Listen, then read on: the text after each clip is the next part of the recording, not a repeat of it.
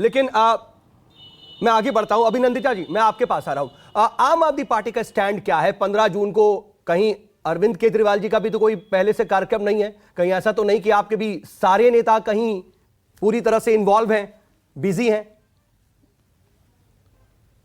समय आने पर बताएंगे भी और आपके साथ शेयर करेंगे। मुद्दा ये है मेन कि अभी तक जितनी भी कॉन्वर्सेशन, जितनी भी बातचीत हमने सुनी है, बहुत ही मतलब जो एक चीज नहीं समझ आ रही है वो है कि एजेंडा क्या है।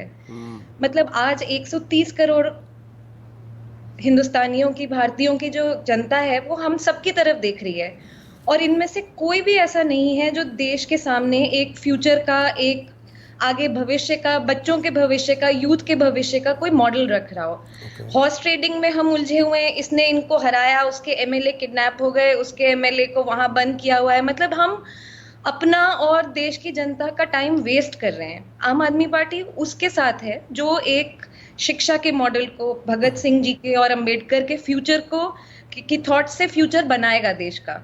ये सारे गेम और ये सब हमें नहीं समझ आते हैं। हम उस तरह की राजनीति से आए नहीं हैं और हम उस तरह की राजनीति करते नहीं हैं। जो मेन मुद्दों की बात है, आप बताइए, शिक्षा पे बात कीजिए, आप बताइए एजेंडा क्या है। बाकी सारी पार्टियों से ये सवाल है कि एजेंडा आखिर है क्या। मतलब राष्ट्रपति का चुनाव हो रहा है और ऐसा लग रहा है कि जैसे कि मतलब किसी गली मोहल्ले का चुनाव हो रहा है। जिस तरह की खरीद फरोख हम देख रहे हैं, ये राजनीति कर रहे हैं हम। मतलब ये डिबेट का लेवल होगा, या मैं इस डिबेट के लिए नहीं बोल रही, बट क्या ये, मैं एक छोटा सा सवाल पूछा था कि ये सारी चीजें आपकी ठीक हैं, आप वैसे अरविंद केजरीवाल को एकदम कट टू कट ऑप्ट करती हैं, वो आपकी बात से एकदम लग रहा है, एकदम उसी हिसाब से उसी अंदाज में बोल रही हैं। लेकिन एक बात समझ में नहीं आई, अगर आप विपक्ष की एक प्रोमिनेंट वॉइस हैं, यही बात क्या आप उस मीटिंग में जाकर के नहीं रखेंगी? देखिए, हम आम आदमी पार्टी हर उस पार्टी के साथ और हर उन समूहों के साथ हाथ मिलाएगी जो देश के सामने एक फ्यूचर रखेंगे। मैं बात को घुमा नहीं रही हूँ, मैं बहुत क्लियरली यही बोल रही हूँ कि पार्टी इस पे विचार विमर्श कर रही है। पार्टी की क्या रणनीति होगी वो समय आने पे आपको पता चल जाएगा। इस टाइम पे मैं आपको ये जवाब दूं या नहीं दूं वो जरूरी नहीं है। जरूरी लेकिन ये आप बता सकती है ना कि क्या विजन ऐसा रख रही है टीएमसी या ममता या नहीं, जैसा आप सोच रहे हैं, जो फ्यूचरिस्टिक अप्रोच के साथ चल रही हो?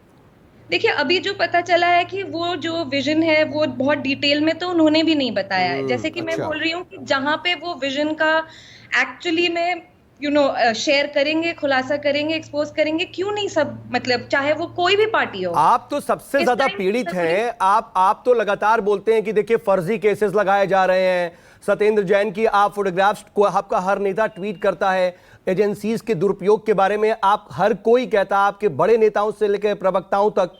तो अगर इसमें साफ साफ नजर आ रहा है कि जो सेंट्रल एजेंसीज हैं उसका दुरुपयोग हो रहा है, यही एजेंडा क्या काफी नहीं है आपके लिए? फिर यह संभावित राष्ट्रपति चुनाव के चेहरे के तौर पर विपक्ष का चेहरा कौन हो, क्या ये दो बड़ी बातें आपके लिए काफी नहीं है? देखिए, जो दिल्ली सरकार झेल रही है पिछले 7-8 साल से, 2015 से 2013 और उसके बाद 2015 से स्पेशली, वो सबके सामने है। वो हमारे लिए कोई नई चीज नहीं है। अब ये बौखलाहट जरूर है सामने कि भाई ये तो काम करे चले जा रहे हैं, मतलब स्कूल बने जा रहे हैं, मोहल्ला क्लिनिक बने जा रहे हैं। वो बौखलाहट का ये नतीजा है। लेकिन ये जो चीज हम, ये आवाज जो हम उठा रहे हैं वो हम अकेले भी उठा रहे हैं, 2015 से उठा रहे हैं, और ये मुद्दा हमारे लिए आज का नहीं है। इट इज गेटिंग, मतलब बैड टू वर्स हो रहा है, इसमें कोई डाउट नहीं है। लेकिन हाँ, ये लड़ाई हमारी लंबी है, पुरानी है, और मतलब इसके बावजूद भी हम देश के भविष्य का सोच रहे हैं एक पॉजिटिव थॉट के साथ, अपने लिए भी। लेकिन अभिनंदिता जी, ममता बनर्जी से अरविंद केजरीवाल आम आदमी पार्टी के रिश्ते अच्छे हैं, ये हम सभी जानते हैं। जब इससे पहले मुख्यमंत्री बनी थी, विपक्ष को जब एकजुट किया था, एक मंच पर सभी लोग हाथ उठा करके नजर आए थे, वो सब हमको याद है।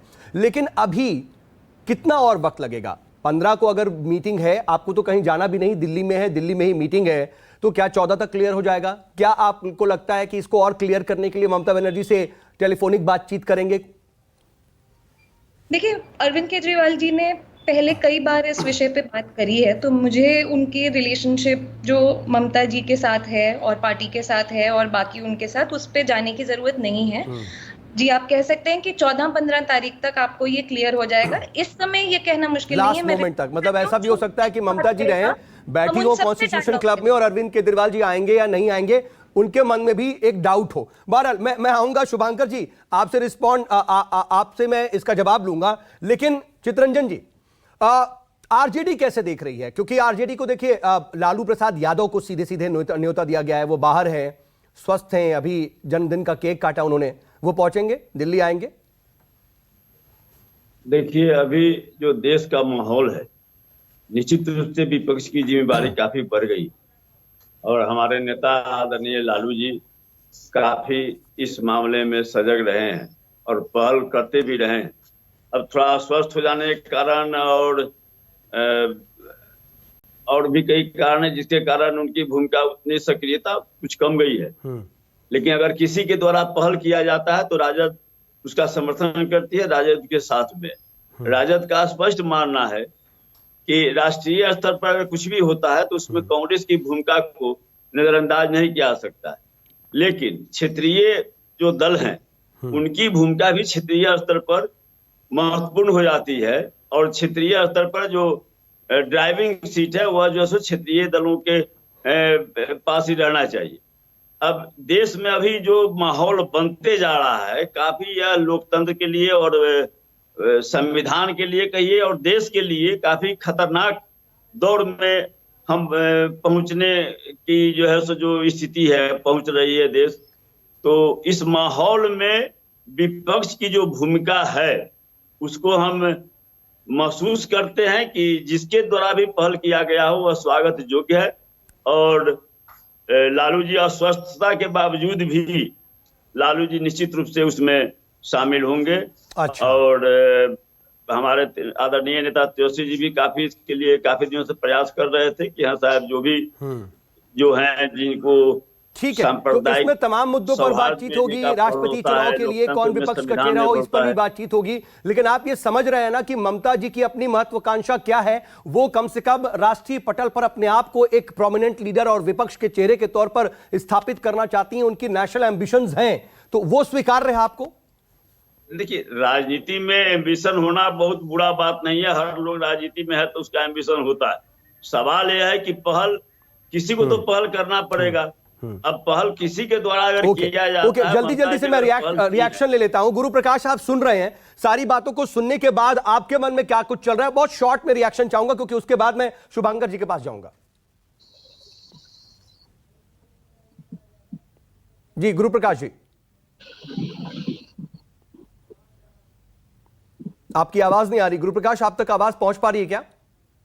आप सुन पा रहे हैं? गुरु सुन पा रहे हैं आप? हाँ जी, सबकी बात आप सुन रहे हैं। कम से कम एक तरफ से तो क्लियर है कि लालू जी पहुंचेंगे और बाकी लोगों का भी स्टैंड आप देख रहे हैं। अगर शॉर्ट रिएक्शन आप दे सकें। नहीं, देखिए, निश्चित रूप से अभी मैं शिवसेना के प्रवक्ता की बातों को सुन रहा था, वो इस बात को बोलना भूल गए कि वो ओवैसी जी की पार्टी के साथ गठबंधन कर रहे हैं और ये देश के सामने अब जाहिर हो गया है। अगर आपको लगता है कि राज्यसभा चुनाव में आपके अनुसार कुछ गलत हुआ तो कोर्ट में जाइए ना, यहाँ आरोप प्रत्यारोप लगा रहे हैं। इसीलिए मुझे लगता है कि विपक्ष का काम है, स्वाभाविक है, अभी चुनाव आने वाले हैं। लेकिन स्पष्ट हम कर देना चाहते हैं, 14, 17 और पिछले 8 वर्षों में जिस प्रकार हर चुनाव में हमें जनता का आशीर्वाद प्राप्त हुआ है, राष्ट्रपति का चुनाव हो, उपराष्ट्रपति का चुनाव हो, हम एक थंपिंग मेजोरिटी के साथ अपने उम्मीदवार को जिताने में सफल रहे। लेकिन 2.2% की जो मार्जिन है, नवीन पटनायक आपके साथ हैं क्या? जगनमोहन रेड्डी आपके साथ है? क्योंकि पिछले दिनों प्रधानमंत्री नरेंद्र मोदी ने मुलाकात की थी, ये कम से कम तो क्लियर कर सकते हैं। देखिए, वो फेंस सिटर हैं अभी। नहीं, जो अभी आप दावा कर रहे हैं, क्या इन्हीं दोनों के दम पर कर रहे हैं? नहीं, देखिए, वो फेंस सिटर हैं और जब भी समय आएगा उनके पास पूरी ऑटोनॉमी है, वो अपना चॉइस खुद करेंगे। और मुझे लगता है चलिए मैं जल्दी से फिर रिएक्शन ले लेता हूं फाइनल कमेंट के तौर पर। शुभांकर जी, आप सुन रहे हैं, अभिनंदिता को भी आपने सुना, शिवसेना को भी सुना। ऐसा नहीं है कि आपने सबको न्योता दे दिया और आप जिस मकसद से सबको इकट्ठा करना चाह रहे हैं वो मकसद इतना आसान हो। सबके अपने गुड़ा भाग है, सबकी अपनी अपनी मजबूरियां हैं। देखिए खालिद जी, अगर आप ये बात अगर चुनाव को लेकर कर रहे हैं, राष्ट्रपति चुनाव को लेकर कर रहे हैं, बिल्कुल मैं ओवरऑल बात कर रहा हूं। राय होंगी, मैं ओवरऑल की अगर मैं बात करूं तो इस समय मेन चीज ये है कि हमें मुद्दों पर एक होना पड़ेगा।